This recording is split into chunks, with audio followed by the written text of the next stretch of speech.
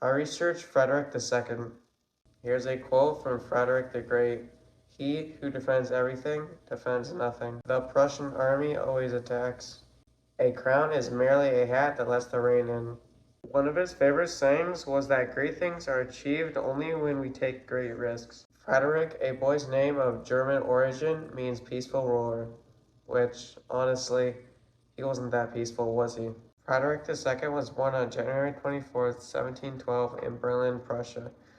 Frederick died on August 17th, 1786. From early life, he achieved a high reputation as a military commander. Frederick the Great won 3 out of the 4 wars that he fought in. Frederick was an absolute monarch, and he also was the 3rd king of Prussia.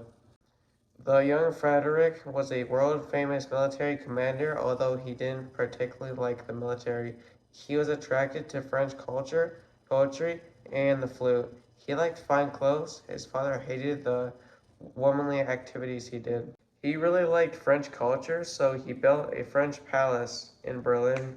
Frederick was actually homosexual. When Frederick was young, he lived with his sister and mother. His father actually imprisoned him in the fortress of Kistrin. Frederick was the eldest surviving son of Frederick William I, King of Prussia.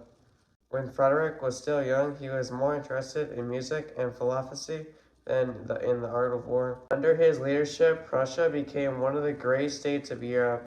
Prussia was the 12th largest country in Europe in terms of population, but its army was the 4th largest. Only the armies of France, Russia, and Austria were larger. Prussia greatly increased its territories and became a major military power in Europe under his rule. He became known as Frederick the Great. Its territories were greatly increased and its military strength displayed in striking effect.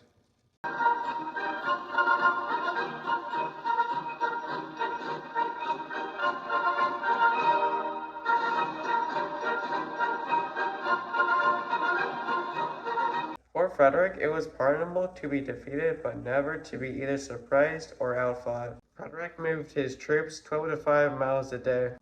Frederick's approach to warfare focused on making the most effective use of his relatively small armed forces in comparison to the European forces that could be marched against him. Just like most military commanders, Frederick used infantry, artillery, and cavalry. Those led the enemy to their fatality. Frederick II didn't fully pay his troops, and he also treated them really badly. Sensing weakness in the Austrian Empire, Frederick deceived Habsburg Queen Maria Theresa to allow his armies to occupy Lower Silesia in exchange for protection from France, Spain, and Bavaria. He then proceeded to invade key areas, forcing Maria Theresa to cede almost all of Silesia by 1745. Every year for the 7 years of the war, he lost more than half of his troops, and at one point he contemplated suicide.